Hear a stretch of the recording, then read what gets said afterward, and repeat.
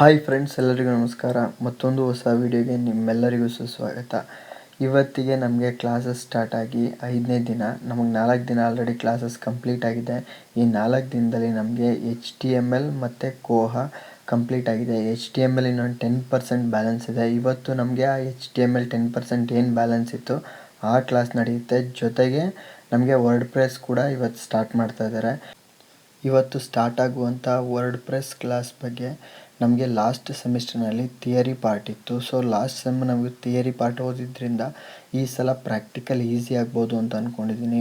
ನೋಡೋಣ, class attend ಮಾಡಾದ್ಮೇಲೆ ಗೊತ್ತಾಗೋದು ಥಿಯರಿಗೂ ಪ್ರಾಕ್ಟಿಕಲ್ಗೂ ಏನು ಡಿಫ್ರೆನ್ಸ್ ಇದೆ ಅಂತ. ಈಸಿ ಆಗುತ್ತಾ ಇಲ್ವಾ ಅಂತ ನೋಡೋಣ. ಕ್ಲಾಸ್ ಅಟೆಂಡ್ ಆದಮೇಲೆ ಗೊತ್ತಾಗುತ್ತೆ. ನಮಗೆ ಡೈಲಿ ಕ್ಲಾಸಸ್ಸು 10 ಗಂಟೆಗೆ ಇರ್ತಾಯಿತ್ತು. ಆದರೆ ನಾನು ಯಾವಾಗಲೂ 9:45 9:50ಗೆ ಕ್ಯಾಂಪಸ್ಸಿಗೆ ಬಂದು ಹಾಸ್ಟೆಲಿಗೆ ಬಂದು ಫ್ರೆಂಡ್ಸ್ ಜೊತೆ 10 o'clockಗೆ ಕ್ಲಾಸ್ಗೆ ಹೋಗ್ತಾಯಿದ್ದೆ. ಬಟ್ ಇವತ್ತು ಸ್ವಲ್ಪ ಬೇಗನೆ ಬಂದೆ. 9 ಗಂಟೆಗೆಲ್ಲ ಕ್ಯಾಂಪಸ್ಸಿಗೆ ಬಂದಿದ್ದೆ. ಕ್ಯಾಂಪಸ್ನಲ್ಲಿ ಬೇರೆ ಸಬ್ಜೆಕ್ಟ್ನ ಸ್ಟೂಡೆಂಟ್ಸ್ಗಳಿಗೆ ಎಕ್ಸಾಮ್ ನಡೀತಾ ಇತ್ತು. ಕ್ಯಾಂಪಸ್ಗೆ ಎಂಟ್ರಿ ಆಗ್ತಾ ಇದ್ದಂಗೆ ಫಸ್ಟ್ ಹೋಗಿದ್ದೆ ನಾನು ಬಾಯ್ಸ್ ಹಾಸ್ಟೆಲ್ಗೆ. ನಮ್ಮ ಫ್ರೆಂಡ್ಸ್ ಎಲ್ಲ ರೆಡಿಯಾಗಿದ್ದರು. ಇನ್ನೂ ಯಾರೂ ತಿಂಡಿ ಮಾಡಿರಲ್ಲ. ಸೊ ಎಲ್ಲರೂ ಒಟ್ಟಿಗೆ ಹೋಗಿ ತಿಂಡಿ ಮಾಡೋಣ ಅಂತ ಪ್ಲ್ಯಾನ್ ಮಾಡಿಕೊಂಡು ಹಾಸ್ಟೆಲ್ಗೆ ಹೋದೆ. ರೂಮಿಗೆ ಬಂದು ನೋಡಿದ್ರೆ ಇನ್ನೂ ಯಾರೂ ರೆಡಿಯಾಗಿರಲಿಲ್ಲ. ಎಲ್ಲರೂ ಫ್ರೆಶ್ ಅಪ್ ಆಗೋಕ್ಕೆ ಹೋಗಿದ್ರು. ಸೊ ನಾವು ಹೋಗಿ ಒಂದು 10 ನಿಮಿಷ ಆದಮೇಲೆ ಫ್ರೆಶ್ ಅಪ್ ಆಗ್ಬಿಟ್ಟು ಬಂದರು. ಎಲ್ಲರೂ ಕೂಡ ಒಟ್ಟಿಗೆ ರೌಂಡ್ ಕ್ಯಾಂಟೀನ್ಗೆ ತಿಂಡಿ ಮಾಡೋಕ್ಕೆ ಹೊರಟು. ನಾವು ಹಾಸ್ಟೆಲಿಂದ ಕ್ಯಾಂಟೀನ್ಗೆ ಹೋಗೋಷ್ಟರಲ್ಲಿ ಕೆಲವೊಂದು ಫ್ರೆಂಡ್ಸ್ಗಳು ಆಲ್ರೆಡಿ ಆ ಕ್ಯಾಂಟೀನ್ಗೆ ಹೋಗಿ ತಿಂಡಿ ಮಾಡ್ತಾಯಿದ್ರು. ನಾವು ಹೋಗಿ ಜಾಯ್ನ್ ಆಗಿ ಎಲ್ಲರೂ ಕೂಡ ತಿಂಡಿ ಮಾಡಿದ್ವಿ. ತಿಂಡಿ ತಿಂದಾದ್ಮೇಲೆ ಟೀ ಕುಡ್ಕೊಂಡು ಕ್ಲಾಸ್ಗೆ ಹೋಗೋಣ ಅಂದ್ಕೊಂಡು ಅಲ್ಲೇ ಕ್ಯಾಂಟೀನೆಲ್ಲ ಟೀ ಕುಡ್ದು ಇನ್ನೂ ಕ್ಲಾಸ್ಗೆ ಹೋಗೋ ಟೈಮ್ ಇತ್ತು. ಸೊ ಅಲ್ಲೇ ಟೀ ಕುಡ್ಕೊಂಡು ಒಂದು ಸ್ವಲ್ಪ ಹೊತ್ತು ಹರಟೆ ಹೊಡ್ಕೊಂಡು ಮುಗಿದ ಮೇಲೆ ನಾವು ಕ್ಲಾಸ್ಗೆ ಹೋದೋ. ರೌಂಡ್ ಕ್ಯಾಂಟೀನಲ್ಲೂ ಕೂಡ ಟೇಸ್ಟ್ ವೈಸ್ ಚೆನ್ನಾಗಿದೆ. ಇಲ್ಲೂ ಕೂಡ ಯಾರಾದರೂ ತಿಂಡಿ ಮಾಡೋರು ಬಂದು ತಿಂಡಿ ಮಾಡ್ಬೋದು.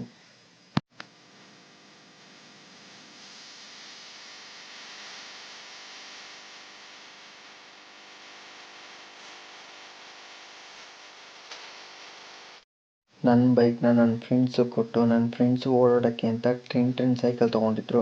ಸೊ ಆ ಸೈಕಲ್ನ ನಾನು ಪೆಡಲ್ ಮಾಡ್ಕೊಂಡು ಬಂದೆ. ನೀವು ಏನಾದರೂ ಮೈಸೂರಿನಲ್ಲಿ ರೌಂಡ್ ಹಾಕಬೇಕು, ಹಾಸ್ಟೆಲಿಂದ ಎಲ್ಲಾದರೂ ಬೇರೆ ಕಡೆ ಪ್ಲೇಸ್ಗೆ ಊಟಕ್ಕೆ ತಿಂಡಿಗೆ ಇಲ್ಲ ಏನಾದರೂ ಮೈಸೂರಲ್ಲಿ ಬೇರೆ ಪ್ಲೇಸ್ ನೋಡಬೇಕು ಅಂತಂದರೆ, ವೆಹಿಕಲ್ ಇಲ್ಲ ಅಂತಂದರೆ ನೀವು ಟ್ರಿನ್ ಸೈಕಲ್ನ ತೊಗೋಬೋದು. ಪರ್ ಡೇಗೆ ನಿಮಗೆ 50 rupees ಏನೋ ಚಾರ್ಜ್ ಮಾಡ್ತಾರೆ.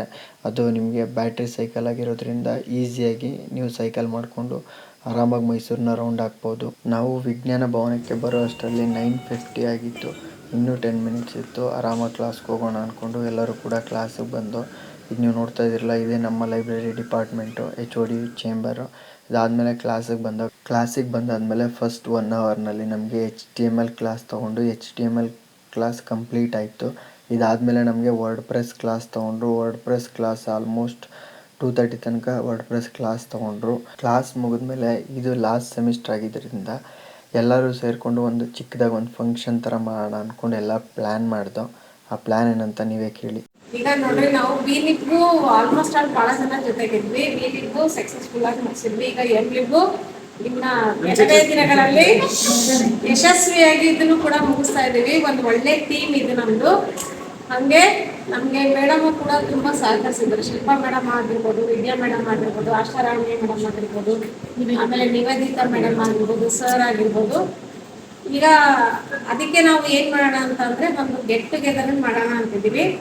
ಯಾಕಂದರೆ ಶುಕ್ರವಾರ ಮಧ್ಯಾಹ್ನ ನಮಗೆ ಅಂದರೆ ಎಕ್ಸಾಮ್ಸ್ ಇರುತ್ತೆ, ಮತ್ತು ಶನಿವಾರನೂ ಇರುತ್ತೆ. ಅದಕ್ಕೆ ನಾವು ಶನಿವಾರ ಎಲ್ಲರೂ ಊರಿಗೆ ಹೋಗೋ ತರಾತುರಿಯಲ್ಲಿರೋದ್ರಿಂದ ಯಾರು ಸಿಗಲ್ಲ. ಹಾಗಾಗಿ ನಾವು ಏನು ಮಾಡ್ತಾಯಿದ್ದೀವಿ ಅಂತಂದರೆ, ಶುಕ್ರವಾರ ಮಧ್ಯಾಹ್ನ ಟೆಸ್ಟ್ ಆದ ತಕ್ಷಣವೇ ಒಂದು ಸಣ್ಣ ಪ್ರೋಗ್ರಾಮ್ ಇಲ್ಲೇ ನಮ್ಮ ಕ್ಲಾಸ್ ರೂಮಲ್ಲಿ ಕಂಡಕ್ಟ್ ಮಾಡೋಣ ಅಂತಿದ್ದೀವಿ. ಅದಕ್ಕೆ ನಾನು ಒಂದು ಯೋಚನೆ ಮಾಡಿದ್ದೀನಿ. ಅದಕ್ಕೆ ಒಂದು ಟ್ಯಾಗ್ ಲೈನ್ ಕೊಡೋಣ ಅಂತ. ಏನು ಅಂತಂದರೆ, ಕೃತಜ್ಞತಾ ಅಂತ ಒಂದು ಟ್ಯಾಗ್ ಲೈನ್ ಕೊಟ್ಬಿಟ್ಟು ಒಂದು ಗೌರವ ಸಮರ್ಪಣೆ ಅಂತ ಮಾಡಿ ನಮ್ಮ ಎಲ್ಲ ಲೆಕ್ಚರ್ಸ್ಗಳನ್ನ ಕರೆಸ್ಬಿಟ್ಟು ಒಂದು ಸಣ್ಣದಾಗಿ ಪ್ರೋಗ್ರಾಮ್ ಮಾಡೋಣ ಅಂತ, ಆಯಿತಾ? ಆಮೇಲೆ ಈ ಒಂದು ಪ್ರೋಗ್ರಾಮಲ್ಲಿ ಯಾರಾದರೂ ಹಾಡು ಹೇಳಲಿಕ್ಕೆ ಇಷ್ಟ ಇದ್ದರೆ ಹಾಡು ಹೇಳ್ಬೋದು, ಡ್ಯಾನ್ಸ್ ಮಾಡ್ಲಿಕ್ಕೆ ಇಷ್ಟ ಇದ್ದರೆ ಡ್ಯಾನ್ಸ್ ಮಾಡ್ಬೋದು. ಅಂದರೆ ನಾನು ಈಗ ಒಂದು ಕಲ್ಪನೆ ಮಾಡ್ಕೊಂಡಿರೋದಕ್ಕೆ ಅಂದರೆ ನಮ್ಮ ಕಾಲೇಜಸ್ಸಲ್ಲೆಲ್ಲ ಮಾಡ್ತೀವಲ್ಲ ಆ ಥರ ಪ್ರೋಗ್ರಾಮ್ ಅಂತ ಒಂದು ರೂಪುರೇಷೆ ಮಾಡಿದ್ದೀನಿ. ಏನಾದ್ರು ಚೇಂಜ್ ಮಾಡೋದಿದ್ರೆ ಹೇಳ್ಬೋದು. ಏನಿಲ್ಲ, ಕಾರ್ಯಕ್ರಮದ ಮೊದಲಿಗೆ ಒಬ್ಬರು ನಿರೂಪಣೆ ಮಾಡೋದು, ಒಬ್ಬರು ಪ್ರಾರ್ಥನೆ ಸ್ಟಾರ್ಟಿಂಗು, ಆಮೇಲೆ ವೆಲ್ಕಮ್ ಸ್ಪೀಚ್ ಇರುತ್ತೆ. ವೆಲ್ಕಮ್ ಸ್ಪೀಚ್ ಆದ ತಕ್ಷಣ ಇಲ್ಲಿ ಬಂದಿರತಕ್ಕಂಥ ಎಲ್ಲ ಡಿಸ್ಟಿಕ್ಕಿಂದ ಒಬ್ಬೊಬ್ಬರು ಮಾತಾಡ್ಬೇಕು. ಒಂದೊಂದು ಡಿಸ್ಟಿಕ್ ಇಂದ ಒಬ್ಬೊಬ್ರು ನಿಮ್ಮ ಅಭಿಪ್ರಾಯಗಳು, ಅನಿಸಿಕೆ ಅಭಿಪ್ರಾಯಗಳನ್ನ ನಿಮ್ಗೆ ಏನು ಅನ್ಸುತ್ತೆ ಅದನ್ನ ಹೇಳ್ಬೋದು. 2 ನಿಮಿಷದಲ್ಲಿ ಹೇಳ್ಬೇಕಾಗುತ್ತೆ.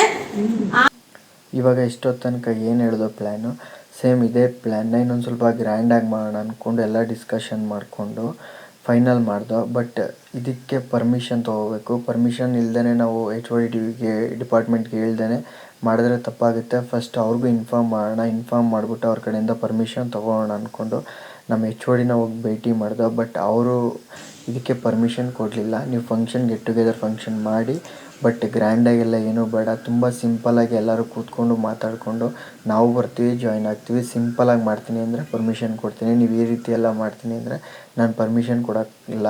ಸುಮ್ಮನೆ ದುಡ್ಡು ವೇಸ್ಟ್ ಮಾಡ್ಕೋಬೇಡಿ, ಸಿಂಪಲ್ಲಾಗಿ ಫಂಕ್ಷನ್ ಮಾಡಿ, ಅದೇ ಸಾಕು ಅಂತ ಹೇಳಿದ್ರು. ಮತ್ತು ಡಿಪಾರ್ಟ್ಮೆಂಟ್ಗೆ ಏನಾದರೂ ಗಿಫ್ಟ್ ಕೊಡೋ ಪ್ಲ್ಯಾನ್ ಇದ್ದರೆ ಅದು ಕೂಡ ಕ್ಯಾನ್ಸಲ್ ಮಾಡಿ, ನಮ್ಮ ಡಿಪಾರ್ಟ್ಮೆಂಟ್ಗೆ ಏನೂ ಗಿಫ್ಟ್ಗಳು ಬೇಡ ಅಂತಲೂ ಹೇಳಿದ್ರು. ನಮ್ಮ HOD ಹತ್ರ ಮಾತಾಡ್ಕೊಂಡು ಬಂದಾದಮೇಲೆ ನಮ್ಮ ಫ್ರೆಂಡ್ಸ್ ಜೊತೆ ಎಲ್ಲ ಹೇಳಿದ್ರು. ಈ ರೀತಿ ಹೇಳಿದ್ದಾರೆ, ಪರ್ಮಿಷನ್ ಕೊಟ್ಟಿದ್ದಾರೆ, ಬಟ್ ಸಿಂಪಲಾಗಿ ಮಾಡಬೇಕು ಅಂತ. ಆಯಿತು ಅಂದ್ಬಿಟ್ಟು ಎಲ್ಲರೂ ಒಪ್ಕೊಂಡ್ರು. ಸೊ ಸಿಂಪಲಾಗಿ ಫಂಕ್ಷನ್ ಮಾಡೋಣ ಅಂದ್ಕೊಂಡು ಎಲ್ಲ ಪ್ರಿಪ್ರೇಷನ್ ಮತ್ತು ಪ್ಲ್ಯಾನಿಂಗ್ ಮಾಡಿಕೊಂಡು ಅವತ್ತೇ. ಬಟ್ ನಮ್ಮ ಕಡೆಯಿಂದ ಡಿಪಾರ್ಟ್ಮೆಂಟ್ಗೆ ಏನಾದರೂ ಒಂದು ಗಿಫ್ಟ್ ಕೊಡೋಣ, ಬಟ್ ಆ ಗಿಫ್ಟು ಸುಮ್ಮನೆ ಒಂದು ಕಡೆ ಇಡೋದಕ್ಕಿಂತ 4 ಜನಕ್ಕೆ ಯೂಸ್ ಆಗಲಿ ನಾವು ಗಿಫ್ಟ್ ಕೊಡೋಣ ಅಂದ್ಕೊಂಡು ಒಂದು ಪ್ಲ್ಯಾನ್ ಮಾಡ್ದೋ. ಆವಾಗ ನಮಗೆಲ್ರಿಗೂ ಒಂದು ಪ್ಲ್ಯಾನ್ ಬಂದಿದ್ದೇನು ಅಂತಂದರೆ UGC ನೆಟ್ ಬುಕ್ ಕೊಡೋಣ ಅಂತ. ಸೊ ಆ UGC ನೆಟ್ ಬುಕ್ನ ಯಾರಾದರೂ ಸ್ಟೂಡೆಂಟ್ಸ್ ಹೋಗಿ ಓದ್ತೀನಿ ಅಂತಂದರೆ ಯೂಸ್ ಆಗುತ್ತೆ. ಅದು ಲೈಬ್ರರಿನಲ್ಲೂ ಇಡ್ಬೋದು, ಇಲ್ಲ ಡಿಪಾರ್ಟ್ಮೆಂಟಲ್ಲಾದರೂ ಇಡ್ಬೋದು. ಅದನ್ನು ಬುಕ್ ಇಟ್ಟಾಗ ನೆಟ್ ಮತ್ತು ಸೆಟ್ ಎಕ್ಸಾಮ್ಗೆ ಯಾರಾದರೂ ಸ್ಟೂಡೆಂಟ್ಸ್ ಓದ್ತೀನಿ ಅಂತಂದರೆ ಆ ಸ್ಟೂಡೆಂಟ್ಗೆ ಯೂಸ್ ಆಗುತ್ತೆ. ಸೊ ಆ ಬುಕ್ನೇ ಕೊಡೋಣ ಅಂದ್ಕೊಂಡು ನಾವು ಪ್ಲ್ಯಾನ್ ಮಾಡಿಕೊಂಡು ಫಂಕ್ಷನ್ ಬಗ್ಗೆ ಮತ್ತು ಗಿಫ್ಟ್ ಬಗ್ಗೆ ಎರಡೂ ಕೂಡ ಎಲ್ಲರ ಜೊತೆ ಡಿಸ್ಕಷನ್ ಮಾಡಿ ಫೈನಲ್ ಆಯಿತು.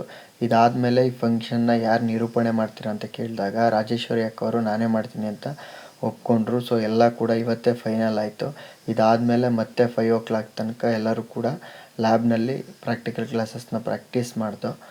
ಫೈನಲ್ ಸೆಮಿಸ್ಟರ್ ಸ್ಟೂಡೆಂಟ್ಸು ಎಲ್ಲರೂ ಕೂಡ ಮೈಸೂರು ಕ್ಯಾಂಪಸ್ ಅಥವಾ ಬೇರೆ ಕ್ಯಾಂಪಸ್ಗಳಲ್ಲಿ ಒಟ್ಟಿಗೆ ಸೇರ್ಬೋದು ಅಂತ ಅವಕಾಶ ಏನಾದರೂ ಸಿಕ್ತು ಅಂತಂದರೆ ಎಲ್ಲರೂ ಕೂಡ ಡಿಸ್ಕಷನ್ ಮಾಡಿಕೊಂಡು ನೀವು ಕೂಡ ಈ ಥರ ಒಂದು ಗೆಟ್ ಟುಗೆದರ್ ಫಂಕ್ಷನ್ ಥರ ಒಂದು ಸೆಲೆಬ್ರೇಷನ್ ಮಾಡ್ಕೊಳ್ಳೋಕ್ಕೆ ಅವಕಾಶ ಇರುತ್ತೆ. ಸೊ ಈ ಅವಕಾಶನ ಯೂಸ್ ಮಾಡ್ಕೊಳ್ಳಿ. ಒಂದು ಮೆಮೊರಬಲ್ ಮೂಮೆಂಟ್ ಥರ ಎಲ್ರಿಗೂ ಮೆಮೊರೀಸ್ ಆಗಿರುತ್ತೆ. ನಮ್ಮ ಬ್ಯಾಚ್ನಲ್ಲಿರುವಂಥ ಫ್ರೆಂಡ್ಸ್ಗಳಿಗೆ ಎಲ್ರಿಗೂ ಕೂಡ ಈ ರೀತಿ ಫಂಕ್ಷನ್ ಮಾಡೋಣ ಅಂತ ಹೇಳಿದ ತಕ್ಷಣ ಎಲ್ಲರೂ ಕೂಡ ಸಪೋರ್ಟಿವ್ ಆಗಿ ಓಕೆ ಮಾಡೋಣ, ಒಂದು ಮೆಮೊರೀಸ್ ಆಗಿರುತ್ತೆ ಅಂತ ಎಲ್ಲ ಕೂಡ ಸಪೋರ್ಟ್ ಮಾಡಿದ್ರು. ಈ ಗೆಟ್ ಟುಗೆದರ್ ಫಂಕ್ಷನ್ನ ಎಲ್ಲ ಆರ್ಗನೈಸೇಷನ್ನ ನಾನು ಮತ್ತು ನಮ್ಮ ಫ್ರೆಂಡ್ಸ್ ಎಲ್ಲ ಸೇರ್ಕೊಂಡು ಮಾಡೋಣ ಅಂತ ಪ್ಲ್ಯಾನ್ ಮಾಡಿ ಫಿಕ್ಸ್ ಮಾಡ್ದೋ. ಇವತ್ತಿಗೆ ನಮ್ಮ ಡೇ 5ನ ವ್ಲಾಗ್ ಕಂಪ್ಲೀಟ್ ಆಗಿದೆ. ಮತ್ತೊಂದು ವಿಡಿಯೋ ಜೊತೆ ನಾಳೆ ಮತ್ತೆ ಸಿಗೋಣ. ಅಲ್ಲಿವರೆಗೂ ಎಲ್ರಿಗೂ ಟಾಟಾ, ಬಾಯ್ ಬಾಯ್, ಥ್ಯಾಂಕ್ ಯು.